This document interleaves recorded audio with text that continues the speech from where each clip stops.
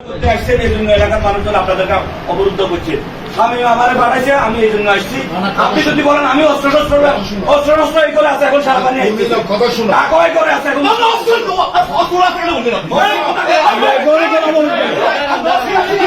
চট্টগ্রামের মিরসরাইয়ে দলীয় নেতাকর্মীদের কাছে প্রায় ৪ ঘণ্টা অবরুদ্ধ ছিলেন বিএনপি চেয়ারপারসন খালেদা জিয়ার উপদেষ্টা ও চট্টগ্রাম উত্তর জেলার আহ্বায়ক গোলাম আকবর খন্দকার। পরে সেনাবাহিনীর সদস্যরা গিয়ে তাকে উদ্ধার করে নিয়ে আসেন।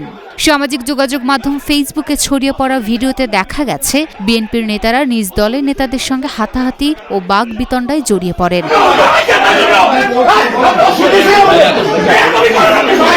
উপজেলার ১২ নম্বর খৈয়াছড়া ইউনিয়নের নয়দুয়ার এলাকায় বাংলাদেশ জাতীয়তাবাদী মুক্তিযোদ্ধা দলের প্রেসিডিয়াম সদস্য মনিরুল ইসলাম ইউসুফের বাড়িতে এ ঘটনা ঘটে।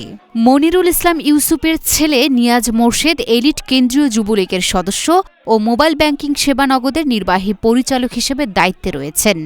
তবে এই অভিযোগ জানতেন না গোলাম আকবর খন্দকার। তাই স্থানীয় নেতাদের ব্যক্তিগত দ্বন্দ্বের কারণে চট্টগ্রাম উত্তর জেলা বিএনপির যুগ্ম আহ্বায়ক ও সাবেক উপজেলা চেয়ারম্যান নুরুল আমিন সমর্থিত প্রায় শতাধিক নেতাকর্মী তাদের অবরুদ্ধ করেন।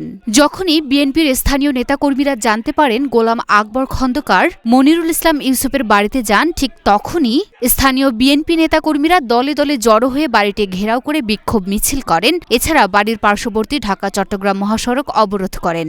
মনিরুলের বাড়িতে আসার বিষয় নিয়ে নুরুল আমিনের সঙ্গে গোলাম আকবর খন্দকারের বাগবিতণ্ডা ও হাতাহাতিও হয়।